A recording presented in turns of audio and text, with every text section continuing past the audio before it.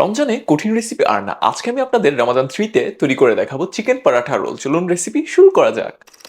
So আমার chicken বিরিয়ানির শুরুতে এই যে রোজা রাইখা প্রথমে উল্টাপাল্টা বলতেছি, মানে চিকেনগুলোকে আমি সুন্দরভাবে কাইটা নিতেছি। এহ, রোজা আসলে ধরে গেছে।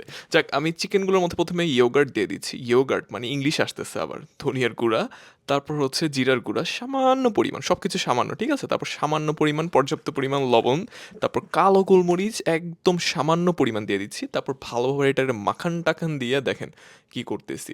এই যে রোজা রেখে আরেকটা জিনিস ভুলে গেছি, যে এই যে লাল গুঁড়ো মরিচটা, দেখছেন? রোজা যে আমার ধরছে আপনারা দেখেই বুঝে গেছেন আজকে।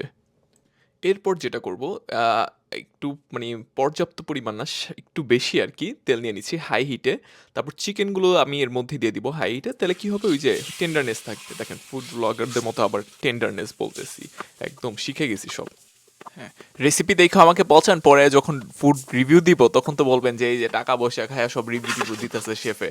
যাক ভাই, আমি আমার ফুড রিভিউ বাদ দিয়ে, রোস্টিং টোস্টিং করা বাদ দিয়ে, আমি ভাই আমার রেসিপি আপনাদের দেখাই, এতেই আমি খুশি।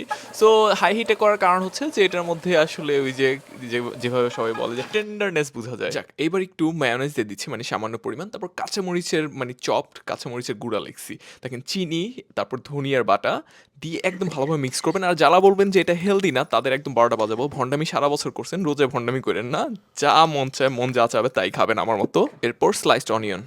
তারপর যেটা করব যে অনিয়নটা দেওয়ার আগে আরেকটা কথা বলি। আমি স্টোরিতে জিজ্ঞেস করছিলাম বলেন কি রেসিপি আসতেছে, দেন আপনারা বলতেছেন যে কেকা ফেরদৌসির সাথে আমার কোলাবোরেশন দেখতে চান, মানে উল্টা পাল্টা কথাবার্তা। আচ্ছা যাক, আমি এক পরোটার মধ্যে বেশি করে পেঁয়াজ দিয়ে দিচ্ছি। পেঁয়াজ না দিলে কিন্তু রেস্টুরেন্টের মতো হবে না। তারপর আমার সেই চিকেনটা, ধনিয়া পাতা, বাপ রে বাপ, মানে গার্নিশে আমার দিয়ে মনে হয় মাছটা সবসময় একটা ভাব এসে পড়ে।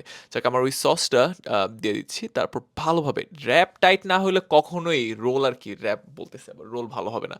সো দেখেন, এই যে সুন্দরভাবে রেডি হয়ে গেছে। বাসায় কিন্তু মাস্ট ট্রাই করবেন, এটা সিম্পল একটা রেসিপি। বাসায় ট্রাই করে আমাকে অবশ্যই কমেন্টস করে জানাবেন যে আসিফ ভাইয়া কেমন হয়েছে। ট্রাই করি, দাঁড়ান।